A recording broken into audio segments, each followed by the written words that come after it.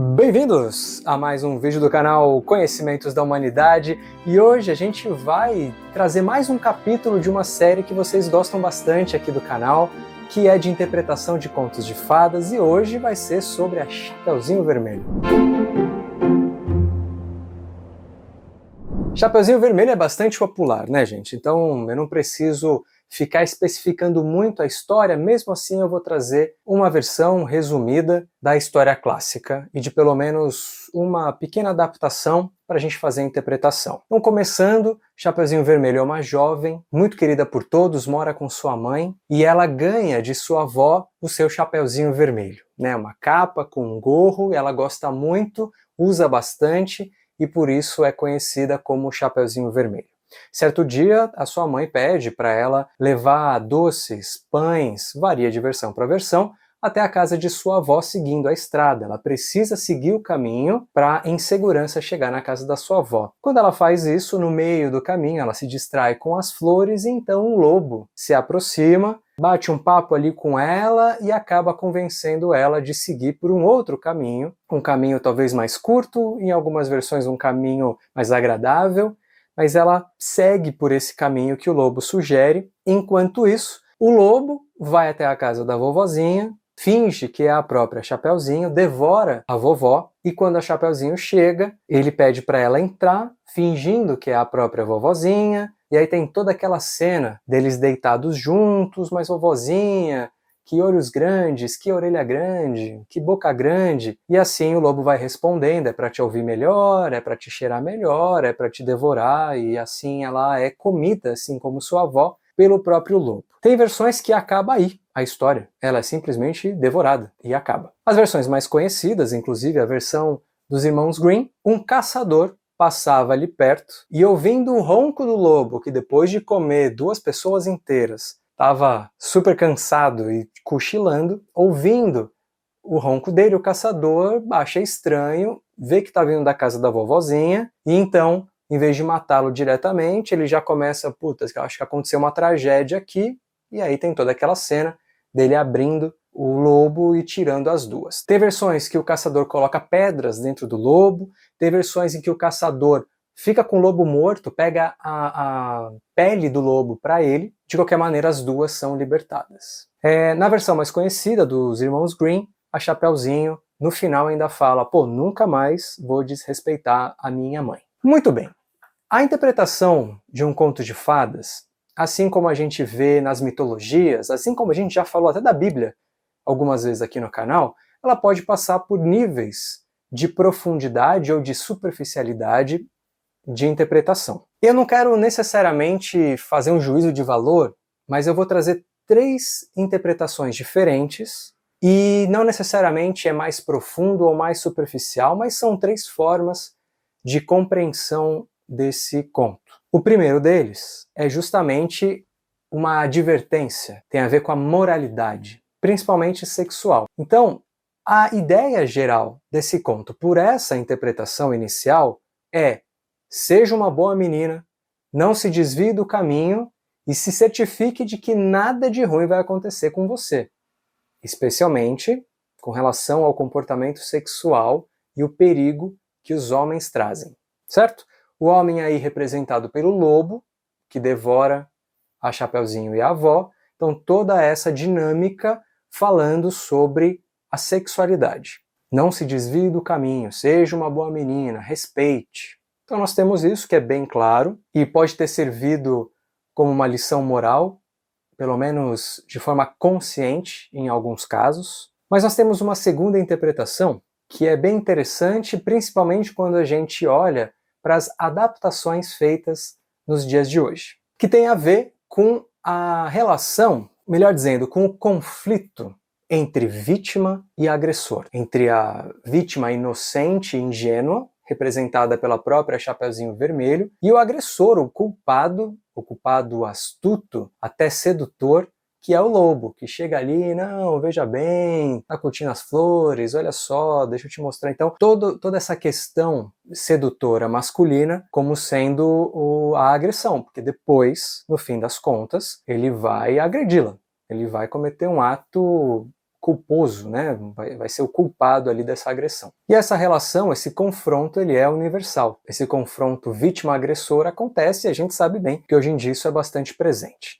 É claro que a gente está falando aqui, bem específico, homem e mulher, desse agressor homem masculino, né, dessa figura masculina do lobo, e dessa vítima menina, ou infantil, ou pura, ou ingênua, que traz na figura da Chapeuzinho. E é muito interessante porque as releituras, as adaptações dos contos de fadas que acontecem desde que o mundo é mundo, Bela e a Fera, um dos contos mais antigos do mundo, tinha outra forma e foi se adaptando. Então achar ruim que alguém, uma grande marca, alguma coisa adapta conto de fadas, não faz nem sentido, porque vai adaptar para o espírito do nosso tempo, ou então para aquilo que quer ser dito, para uma mensagem que quer ser dita. Então as adaptações, elas são úteis e importantes. Uma das adaptações do conto de fada exclui a figura do caçador ou coloca ele com uma outra função.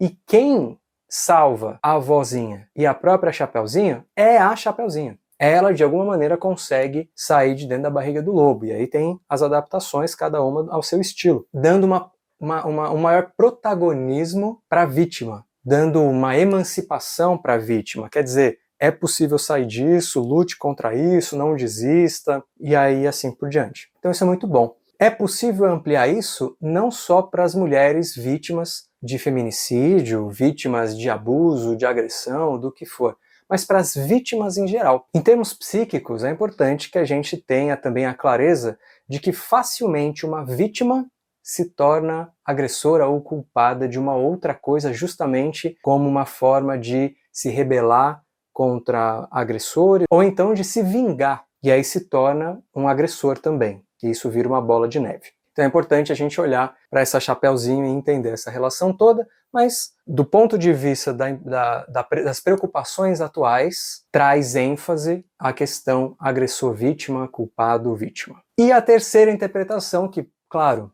para mim é a que eu mais tenho gosto de passar para vocês, que tem a ver com toda a análise psicológica da coisa, o simbolismo e até do matriarcado e do patriarcado. E aí eu vou contar isso para vocês. Antes disso, o Léo hoje não está aqui para me acompanhar no que eu vou trazer para vocês, mas assim como o Chapeuzinho Vermelho tinha a sua roupinha maneira com qual ela se identificava, e isso vai ter um simbolismo muito importante, a Insider mais uma vez está patrocinando esse vídeo. Na época que esse vídeo está saindo, estamos no inverno e a Insider tem coleções de inverno também, não só essas camisetas tecnológicas, todas as roupas que eles vendem lá no site são tecnológicas. E assim como a Chapeuzinho tinha seu próprio gorro, hood em inglês, lá na Insider também tem os heavy hoodies, que são blusas, eu vou chamar de blusa, com os seus gorros sempre com tecnologia especial, né? São camisetas tecnológicas. Tem também o Heavy Pullover, Tech T-Shirt Long Sleeve. São os nomes bacanudos assim, para você se proteger. Isso especificamente para os homens. Para as mulheres também tem a Tech T-Shirt Long Sleeve, mas também tem o wingsuit, wide, leg. Então dá uma olhada lá, que para se proteger do frio, dá para se proteger com a tecnologia da Insider, que é tudo aquilo que a gente já disse no canal. A tecnologia é maravilhosa porque além de se adequar ao corpo, não precisa passar, tem uma evaporação dos fluidos corporais muito rápida, né, do suor, então dificilmente fica cheiro, dificilmente fica pizza embaixo do braço. É realmente maravilhosa. Essa camiseta aqui eu tenho há mais tempo do que o que a gente faz propaganda da Insider aqui no canal. Foi para o Egito comigo, usei lá alguns dias, enfim. E tá aqui, ó, bonitona, gosto bastante e aconselho vocês a usarem também, a darem uma olhada no site, ver o que tem de possibilidades. Tem cueca, tem, né, roupa íntima, tem meia, tem um monte de coisa lá. E aqui no Conhecimentos da Humanidade você ganha 12% de desconto com o cupom HUMANIDADE, que vai estar aqui embaixo. Dá uma olhada no link que está na descrição também. E é isso. Vamos compreender agora especificamente a roupa da Chapeuzinho Vermelho. E em primeiro lugar, até antes de eu falar da roupa dela, do próprio Chapeuzinho Vermelho, da Chapeuzinho Vermelho, vamos falar da história. A história fala da necessidade da protagonista de iniciar uma relação com o masculino, tanto no nível objetivo, um relacionamento com os homens, como também subjetivo, aquela questão de integração das qualidades masculinas, do ânimos, se a gente for falar da teoria da psicologia analítica. Então, o Chapeuzinho Vermelho, no começo, ela é protegida por sua mãe, tá dentro da casa, e aí ela tem uma jornada à casa da avó, e essa jornada representa a transição para esse amadurecimento feminino e o afastamento dessa superproteção materna. Então é a emancipação do eu feminino. As projeções que a gente costuma fazer nos nossos pais, aqui existe uma projeção grande na mãe, o tal do complexo materno que a gente fala, e agora chega de complexo materno, ou pelo menos chega dessa superproteção, eu vou viver a minha própria transição e amadurecimento rumo à casa da vovó. A própria Chapeuzinho Vermelho, então, é a jovem que está nessa transição da infância para a adolescência, ou da juventude para o começo da fase adulta. A gente pode pensar aqui nas possibilidades. Mas o chapeuzinho dado pela avó é o símbolo da sexualidade emergente, da vitalidade e até da maturidade. De certa maneira, a gente pode falar até da menstruação. Então, mais do que da adolescência ou da juventude como um todo para a fase adulta, talvez seja da infância para a adolescência, porque, no fim das contas, para a mulher que menstrua, é justamente um símbolo, é um marco, é uma iniciação. Você é visto por você e pela sociedade como agora sendo diferente, né? Querendo ou não, biologicamente, você já pode ter filhos. E isso pode te tornar uma mãe. Então você passa de uma jovem, de uma criança, para uma mãe. Então você tem sim essa ideia, essa passagem. A mãe e a avó são dois componentes também importantíssimos. A mãe trata a Chapeuzinho como uma criança. Olha, não desvie do caminho, vá com cuidado, vá direto, não se distraia, né? Tá com medo, tá querendo proteger a menina. Já a avó reconhece a maturidade da menina. Afinal de contas, foi a própria avó que deu o capuz, que deu a Chapeuzinho para Chapeuzinho. Então a gente tem essas duas figuras aqui. E a gente vai falar delas daqui a pouco de novo, mas antes eu quero falar do lobo. O lobo, como alguns já devem ter imaginado, vão trazer o aspecto sombrio da Chapeuzinho. E é uma figura masculina, é o lobo mau, não é a loba má. Então ela vai trazer o aspecto sombrio, desejos reprimidos, conteúdos psíquicos que não são expressados. Então ele representa tanto um perigo externo do homem que pode machucar, agredir, abusar, quanto das próprias partes negadas da psique, das próprias partes negadas de si mesmo, aquilo que fica dentro da gente e não é expresso. É isso que é o sombrio. Não necessariamente é ruim, do ponto de vista geral, mas é visto por nós, em alguma esfera, como ruim, por isso que não é expressado. Não é algo adaptável, né? Como é que uma criança, uma menininha, toda cheia de coisinha, vai expressar seu lado masculino agressivo, por exemplo? A gente vai ver isso daqui a pouco, mas por enquanto, isso está escondido. Então o lobo, ele vai representar, nesse lado sombrio, ganância, agressão, desejo voraz e destrutivo em cima de alguma coisa. Mas a gente tem finalmente um masculino com cara de homem, personificado e não animalizado, que é o caçador. Porque até esse momento você tem mãe e avó na história, logo no começo. Mãe, avó e a criança. No decorrer da jornada, nós temos um símbolo animalizado desse masculino, desse homem, mas também desses conteúdos reprimidos. É um lobo que só vai me devorar em algum momento. Mas ele se mostra bom, sedutor. E é justamente o mais sedutor que mais abusa. Pelo menos segundo algumas visões. Perrault, que falava de contos de fadas também, que trouxe também uma versão da Chapeuzinho Vermelho, fala disso. Inclusive na versão dele, você não tem o caçador tirando ninguém dentro da barriga de ninguém. Então você tem aqui o lobo, né, esse conteúdo animalizado, e a vovozinha e acabou. Aí finalmente você tem a introdução de um outro ser já humanizado, personificado. Então o caçador representa a intervenção do masculino que é necessário para resolver o conflito, o resgate da identidade feminina. Então olha só, o caçador é importante para o resgate da identidade feminina. Cuidado aqui, eu em absoluto estou falando que a mulher, para se identificar com o feminino, para resgatar a sua identidade feminina, precisa de um homem. Aqui eu estou falando de conteúdo psíquico. Para a identidade feminina ser desenvolvida, eu preciso de uma integração. Eu preciso adquirir também características do masculino enquanto princípio, mas que também tem uma repercussão na sexualidade, principalmente na sociedade atual, que não é destrutiva. É uma agressão controlada, não é agressão desenfreada e destrutiva. É um caçador, não é um camponês. É um caçador. Um caçador tem uma arma e ele vai matar os animais para comer, para pegar pele, seja por que for. Então ainda é uma figura de agressividade, mas agora humanizada. Então ele vai libertar a Chapeuzinho e a avó da dominação da sombra. Então é finalmente quando a gente integra e assimila melhor esse outro nosso lado, que a gente deixa de ser dominado pela sombra. Aqui no caso da história, é só quando o feminino integra com o masculino positivo, construtivo, que a dominação da sombra recua. E eu prometi que eu ia falar mais sobre a mãe e a avó. Tem coisas interessantes aqui que eu quero compartilhar com vocês. Na nossa jornada da vida, a gente deixa de se relacionar com a figura materna,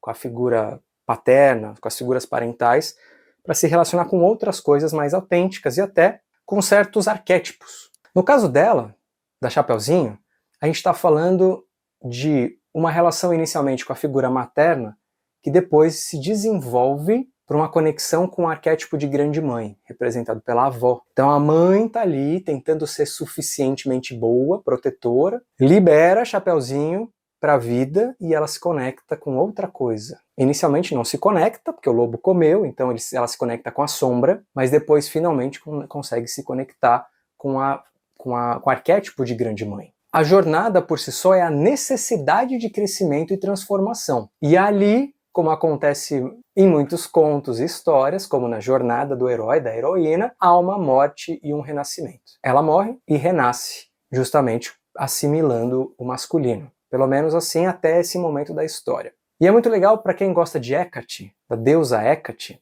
grega, da deusa tríplice, que é donzela, madura e anciã. As três aparecem aqui. E as três acabam sendo a mesma. Então aqui é a Chapeuzinho transicionando de um para o outro. E para finalizar, o masculino. O masculino está ausente no início da história, como eu contei para vocês, o que mostra a necessidade de um desenvolvimento dessa dimensão psicológica.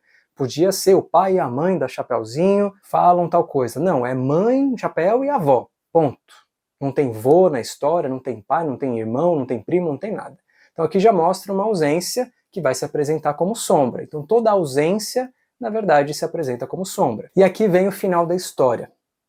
Nessa história em particular, a gente tem um problema. Porque no final, a Chapeuzinho fala: vou obedecer mais minha mãe nas próximas. Porque não houve uma transformação de fato. A Chapeuzinho é tirada de dentro da sombra como ela é. Essa fala traz pra gente um final trágico, de certa maneira. Ela ainda não tem uma autonomia verdadeira. O que acontece muitas vezes com todos nós. A gente sai de casa, começa a trabalhar, tem nossa família, mas a gente sempre está voltando para os nossos pais.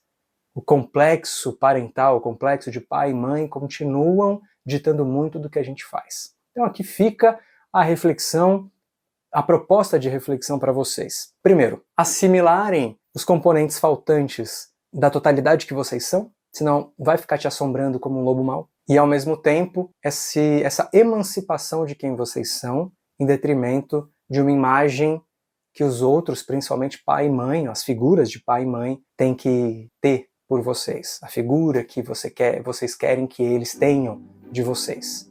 Quanto mais a gente deixa isso, mais a gente consegue ser autêntico, ter autonomia, ser mais espontâneo, mais quem a gente é, certo? Se vocês gostam dessa temática de interpretação, deixa aqui nos comentários. Um beijo no seu coração e até a próxima.